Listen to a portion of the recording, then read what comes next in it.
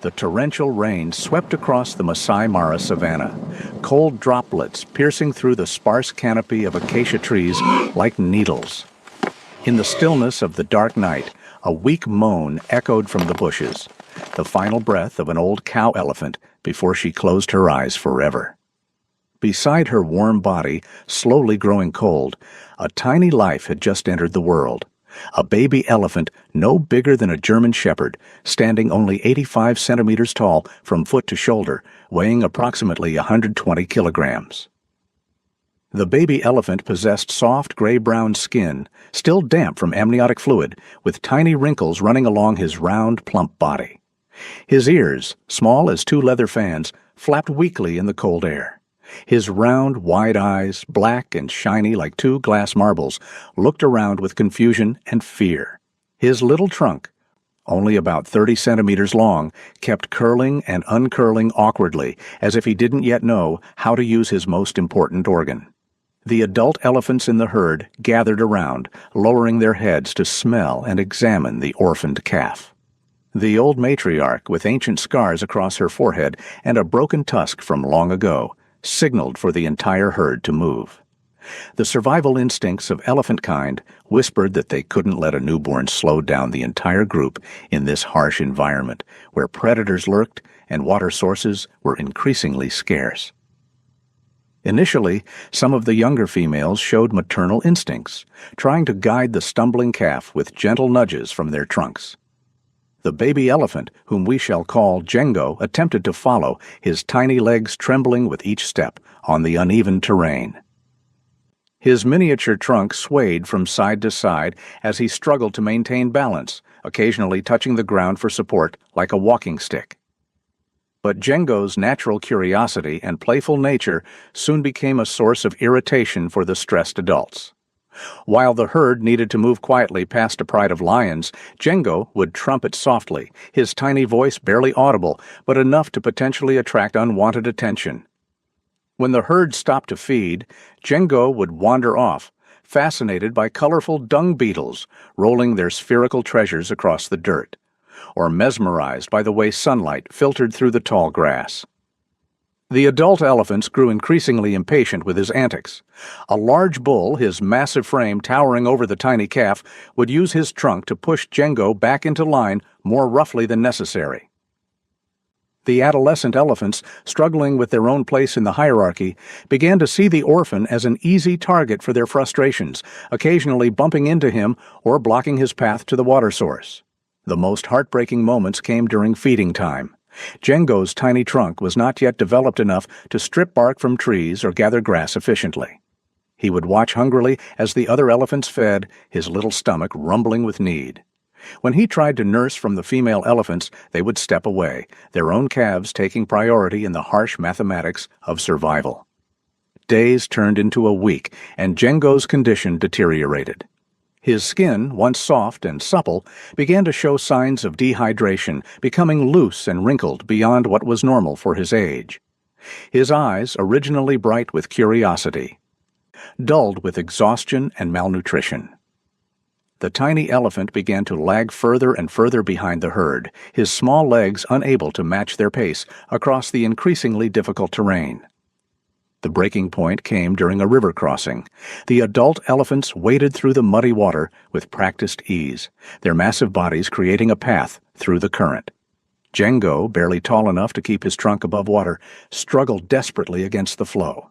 His tiny feet couldn't find purchase on the slippery riverbed, and he was swept several meters downstream before managing to scramble onto a fallen log.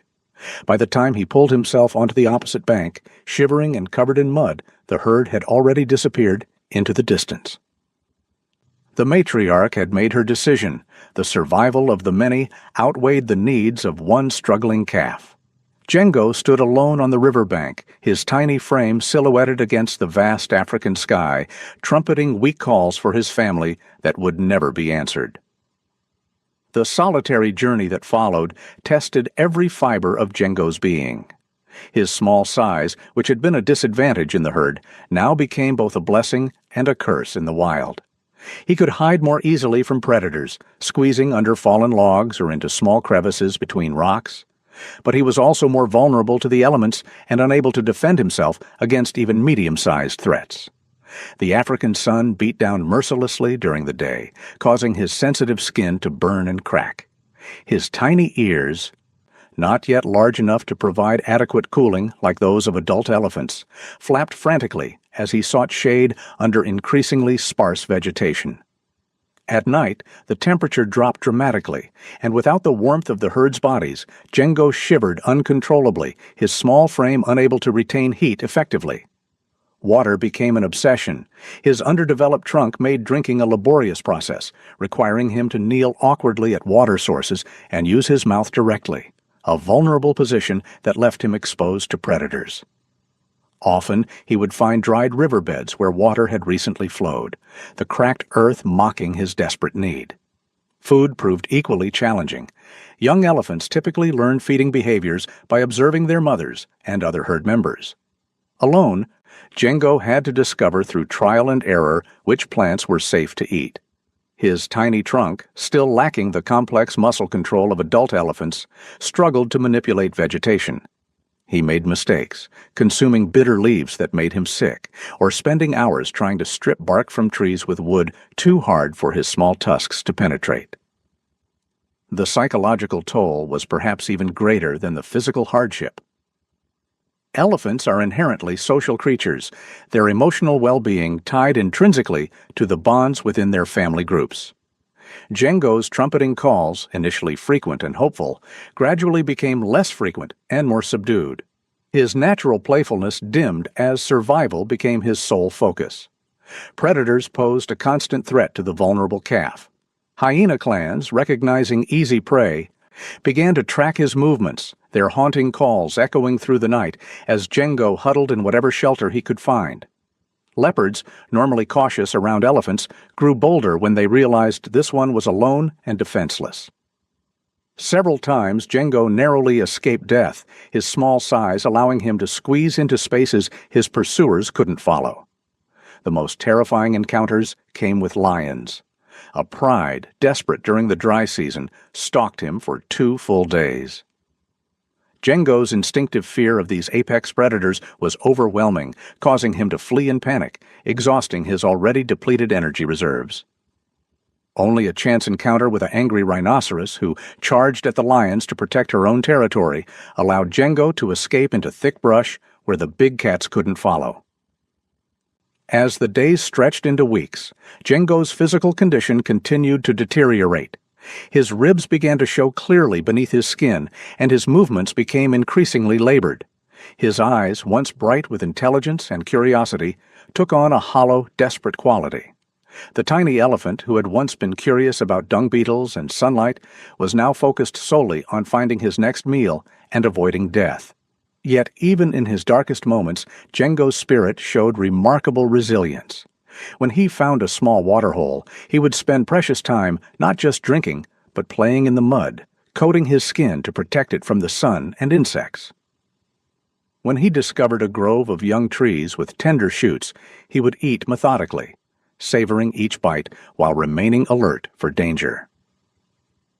The landscape itself seemed to conspire against the little elephant. Drought had claimed many of the traditional water sources, leaving behind only the strongest and most protected springs. These were often controlled by other animals, aggressive buffalo herds, territorial hippos, or simply located in areas too dangerous for a vulnerable calf to approach. Django learned to be creative in his survival strategies. He discovered that following certain birds often led to water sources, as they needed to drink regularly. He learned to dig in dried riverbeds with his front feet, sometimes finding water just beneath the surface. He developed an instinct for reading the wind, detecting the scent of moisture that might indicate a water source miles away. His tiny trunk, once a source of frustration, gradually became more coordinated through necessity. He learned to use it like a snorkel when crossing deeper water, to probe crevices for hidden food, and to detect dangerous scents on the wind. Each small victory in learning these skills was a testament to the incredible adaptability of his species, even in the most desperate circumstances. The loneliness was perhaps the cruelest aspect of his journey. Elephants communicate through infrasonic calls that can travel for miles, and occasionally Django would hear the distant rumbles of other herds. His tiny attempts to respond, his voice too small and weak to carry far, went unanswered. The vast savanna that surrounded him seemed to swallow his calls, leaving him even more isolated in the endless expanse of grass and scattered trees. After 3 weeks alone, Django had traveled nearly 50 kilometers from where his mother died. His wandering path dictated more by the search for water and food than any sense of direction. His once round body had become gaunt, his ribs clearly visible beneath skin that hung loose in places. His eyes, though still alert, carried a weariness that seemed far too old for such a young creature. It was during this lowest point in his journey that fate would finally intervene, bringing hope to a story that seemed destined for tragedy. The early morning mist clung to the acacia trees as Marcus Thompson and Daniel Kariuki began their routine patrol along the dusty ranger road that wound through the Samburu National Reserve. Marcus, a weathered conservationist in his mid-40s with sun-lined skin and calloused hands, had dedicated the last 15 years of his life to protecting Kenya's wildlife. His partner Daniel, a local Samburu tribesman whose knowledge of animal behavior was legendary among the ranger community, possessed an almost supernatural ability to read the signs of the bush. Their Land Rover bounced along the rutted track, kicking up clouds of red dust that settled on every surface. The morning was already growing warm, promising another scorching day in the semi-arid landscape. Both men were alert, their trained eyes constantly scanning the terrain for signs of poaching activity, injured animals, or other situations requiring intervention. Daniel was the first to notice something unusual. His dark eyes, accustomed to spotting the slightest anomaly in the natural environment, caught a glimpse of movement that didn't belong to the typical morning activity of the reserve. He raised his hand, signaling Marcus to stop the vehicle. The two rangers climbed out of their vehicle and approached cautiously. What they discovered broke both their hearts and galvanized their determination. Huddled beneath a small bush, barely larger than a medium-sized dog, was the most pitifully small elephant calf either had ever encountered. Django's tiny frame was clearly visible beneath skin that had lost its healthy elasticity, and his eyes held a combination of fear and desperate hope that spoke to the universal language of suffering. Marcus, despite his years of experience with wildlife rescues, felt his throat tighten at the sight. The calf was so small that his first instinct was to question whether this was actually an elephant or some other species entirely. But the miniature trunk, the distinctive ears, and the unmistakable body structure confirmed what seemed almost impossible. This was an elephant calf, probably no more than a month old, somehow surviving alone in one of Africa's most challenging environments. Daniel approached with the careful movements of someone who understood wild animal psychology. He had grown up among the elephants of this region, learning their behaviors and communication patterns from his father and grandfather before him. He recognized the signs of an animal that was simultaneously terrified of humans and desperately in need of help. Django's reaction to the two men was a complex mixture of fear and desperate hope. His tiny trunk reached toward them tentatively, then pulled back, his body language expressing the internal conflict between his instinctive wariness of humans and his overwhelming need for assistance. His small eyes, sunken slightly from dehydration but still alert, tracked their every movement. Marcus radioed their base station, reporting the discovery and requesting immediate veterinary support. His voice carried the urgency of someone who understood that time was critically important in situations like this. Every minute of delay could mean the difference between successful rescue and tragic loss. While waiting for backup, the two rangers assessed Django's condition more thoroughly.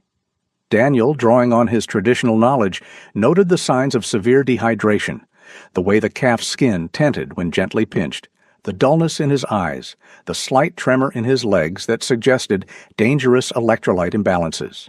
Marcus, with his formal training in wildlife conservation, observed evidence of malnutrition, exposure damage to the skin, and the behavioral signs of an animal that had been under extreme stress for an extended period. The rescue itself required delicate planning. Django's size made him more manageable than an adult elephant, but his wild nature meant that any attempt to capture or transport him could potentially cause fatal stress. The rangers worked slowly and carefully, using soft voices and patient movements to avoid triggering a panic response that could exhaust the calf's already depleted energy reserves. Daniel began speaking to Django in the traditional Samburu elephant calls, low rumbling sounds that mimic the comfort vocalizations used by elephant mothers with their calves. This ancient knowledge, passed down through generations of his people, had an almost magical effect on the frightened calf. Django's tense muscles relaxed slightly, and his tiny trunk extended toward Daniel with what appeared to be recognition of the familiar sounds. The veterinary team, led by Dr. Elena Vasquez, arrived within 2 hours of the initial call. Dr. Vasquez, a Spanish wildlife veterinarian who had specialized in elephant medicine for over a decade, brought both advanced medical knowledge and a gentle touch that had saved hundreds of animals throughout her career. Her assistant, a young Kenyan veterinary student named James, carried the specialized equipment needed for elephant calf treatment. Dr. Vasquez's initial examination of Django was thorough and revealing. She estimated his age at approximately 4 to 5 weeks, making his survival alone even more remarkable than initially thought. His weight had dropped to what she calculated as about 85% of what would be normal for a calf his age, putting him in the category of severe but not yet critical malnutrition. The tiny elephant's vital signs told the story of his struggle. His heart rate was elevated, consistent with both the stress of human contact and the physiological demands of prolonged survival in harsh conditions. His temperature was slightly below normal, indicating that his small body was struggling to maintain proper thermoregulation. Most concerning were the signs of dehydration. His mucous membranes were tacky rather than moist, and his urine was concentrated to a degree that suggested his kidneys were working overtime to conserve water. Dr. Vasquez's examination also revealed the remarkable adaptations Django had developed during his time alone. His tiny trunk showed increased muscle development from the constant use required for survival. His feet, though tender from the rough terrain, showed the beginnings of the thick, hardy sole development that would serve him well in the wild. Most impressively, his behavior demonstrated a level of situational awareness and survival instinct that was advanced for his age. The decision to transport Django to the rescue facility was made carefully with consideration for both his immediate medical needs and his long-term psychological well-being. Dr. Vasquez administered a mild sedative to reduce transport stress, while the team prepared a specially designed transport vehicle with padding to protect his small body from the jarring motion of travel over rough terrain. During the journey to the rescue center, Django remained conscious but calm, his tiny eyes taking in his new surroundings with what appeared to be curiosity rather than fear. The sedative had reduced his anxiety while leaving him alert enough to process this new experience.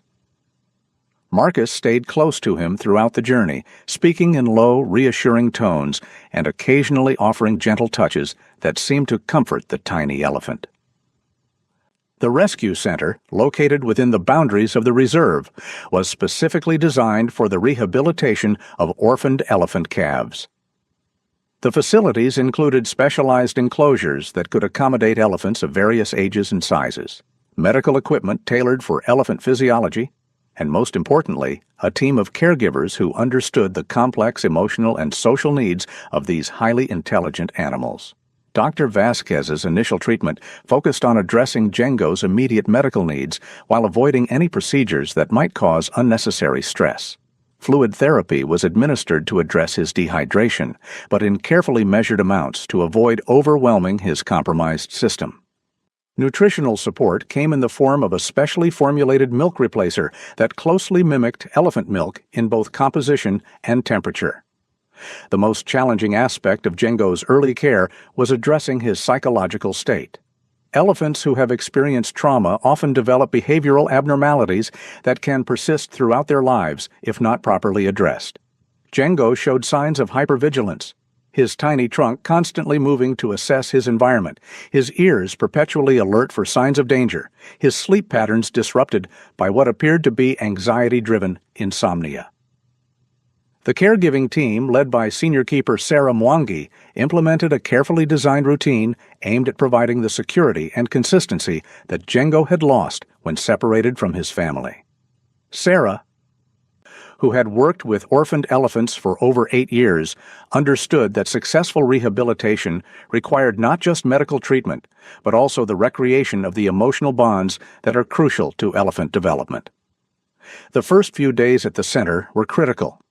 Django's tiny frame was housed in a special enclosure designed for very young calves, with soft bedding to protect his sensitive skin and easy access to both food and water. The enclosure was positioned to allow him visual contact with other elephants in the facility while maintaining the isolation necessary for his medical treatment. Django's response to his new environment was initially cautious but increasingly positive. The regular feeding schedule, the consistent presence of caring humans, and the absence of predator pressure allowed his stress levels to decrease gradually. Dr. Vasquez monitored his vital signs daily, noting improvements in hydration status, weight gain, and overall energy levels. Perhaps most encouraging was Django's gradual return to playful behavior. Elephants are naturally playful animals, and the return of play behavior is often considered one of the best indicators of psychological recovery. Within a week of his arrival, Django was observed playing with a rubber ball provided by his caregivers, using his tiny trunk to push it around his enclosure with increasing coordination and enthusiasm. The medical team's careful monitoring revealed that despite his ordeal, Django had suffered no permanent physical damage. His growth rate, once proper nutrition was restored, indicated that he retained the genetic potential to develop into a healthy adult elephant. More importantly, his social responses to human caregivers suggested that his capacity for forming emotional bonds remained intact. As Django's physical condition improved, the focus of his care began to shift toward preparing him for the next phase of his rehabilitation: integration with other elephants. This transition would be crucial for his long-term well-being, as elephants raised in isolation often develop behavioral abnormalities that can prevent successful reintegration with wild populations. The rescue had been successful in its immediate goals. Django's life had been saved and his physical health restored. But the most challenging part of his journey was yet to come: learning to be an elephant again. Surrounded by others of his kind who could teach him the complex social and survival skills he would need for the rest of his life. The semi-wild enclosure at the rescue center represented the next crucial phase in Django's recovery journey. This expansive area, covering nearly 50 acres of natural bush habitat, served as a bridge between the intensive care facility and complete wilderness. Within these boundaries lived a carefully managed group of elephants, including Amara, a gentle 16-year-old cow who had arrived at the center 3 years earlier with her own calf, Casey. Amara's story was one of resilience and maternal strength. She had been rescued after a devastating drought had separated her from her original herd, arriving at the center pregnant and traumatized. Under the careful guidance of the rescue team, she had successfully given birth to Cassie and had since demonstrated an remarkable capacity for nurturing not only her own offspring, but also other young elephants who arrived at the facility.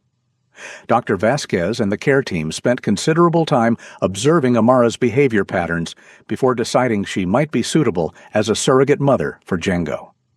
Her natural maternal instincts, combined with her calm temperament and successful track record with other rescued calves, made her an ideal candidate for this delicate introduction process.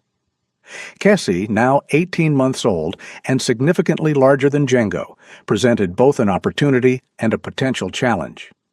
At approximately 180 centimeters tall and weighing nearly 400 kilograms, Cassie was a robust, playful calf who had grown up in the security of the rescue environment.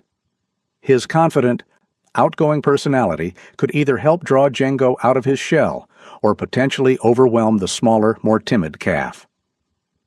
The introduction process was planned with meticulous care. Dr. Vasquez understood that the initial meeting between Django and his potential new family could determine the success or failure of his integration. Elephants have complex social hierarchies and communication systems, and introducing a new individual requires sensitivity to these intricate relationships. The first step involved allowing Django to observe Amara and Kessie from a safe distance. For several days, his enclosure was positioned where he could see and smell the other elephants, while remaining in the security of his familiar space. The care team watched carefully for signs of interest, fear, or aggression from all parties involved. Django's initial reaction to seeing other elephants was profound and touching. His tiny trunk stretched toward them through the fence, and he produced soft rumbling vocalizations that the experienced keepers recognized as contact calls, the sounds young elephants make when trying to communicate with family members. After weeks of isolation and trauma, seeing others of his kind seemed to awaken something deep in his genetic memory. Amara's response was equally encouraging. Her own maternal instincts, finely tuned by caring for Kessie, recognized the distress calls of a young calf in need. She approached the fence separating them and extended her trunk toward Django, making the low, comforting rumbles that elephant mothers use to reassure their offspring. These vocalizations, below the range of human hearing but clearly audible to elephants, seemed to have an immediate calming effect on the tiny calf. Kessie's reaction was initially one of curiosity mixed with a hint of territorial concern. As the only calf in his small family group, he had enjoyed the undivided attention of his mother and the care staff. The presence of another young elephant represented both an exciting prospect of companionship and a potential threat to his privileged position. The actual physical introduction took place on a carefully chosen morning when all three elephants appeared, relaxed and receptive.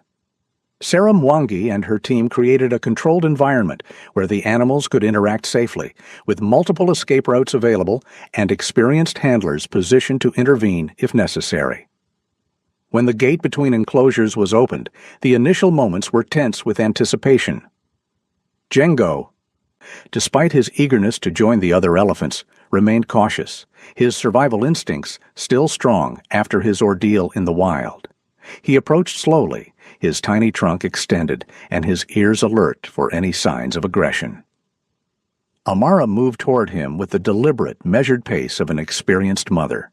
Her massive form, which could have been intimidating to such a small calf, was rendered gentle by her careful movements and soft vocalizations. When she reached Django, she lowered her great head and extended her trunk to touch his tiny form, running it carefully along his back and sides in the elephant equivalent of a reassuring embrace. The moment of acceptance was both dramatic and deeply moving. Amara's trunk gently guided Django to a position near her front legs, the traditional place where elephant calves find security and comfort. Django, responding to instincts that had been dormant during his solitary struggle for survival, immediately moved closer to his new protector, his tiny body dwarfed by her massive presence, but clearly comforted by the contact. Kessie's integration into this new family dynamic required more time and patience. Initially, he maintained a wary distance, unsure how to relate to this new, much smaller family member.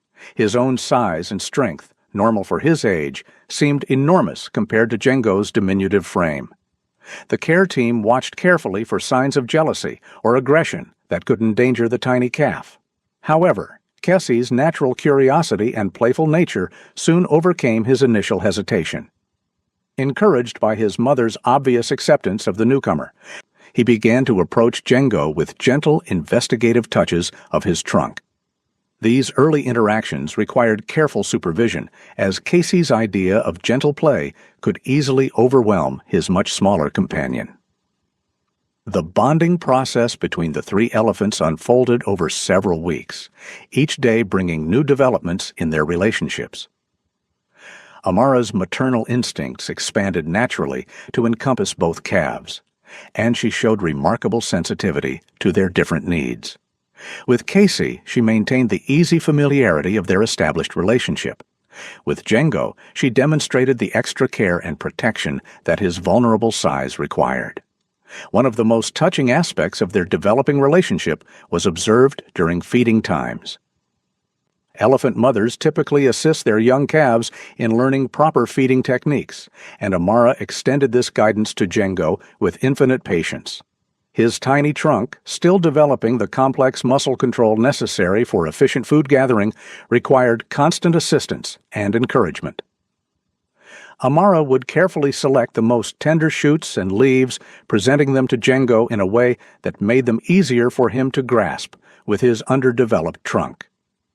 When he struggled with a particular feeding technique, she would demonstrate the proper method repeatedly, her own massive trunk moving with delicate precision to show him the way. The water holes within the enclosure provided another opportunity for family bonding and learning. Django's first experiences with water since his rescue were tentative and fearful, clearly influenced by his traumatic memories of the river crossing, where he had lost his original family. Amara seemed to understand his fear instinctively, positioning herself between him and the deeper water while encouraging him to drink from the shallower areas. Gradually, with the security of his new family's presence, Django began to rediscover the joy that young elephants typically find in water. His first tentative splashing soon developed into enthusiastic play, though always under Amara's watchful eye. These water play sessions became daily highlights, with both calves engaging in the boisterous, joyful behavior typical of healthy young elephants. Kessie's role in this new family dynamic evolved from initial wariness to genuine big brother protectiveness. Despite being only 18 months old himself, he seemed to understand that Django required special care and protection.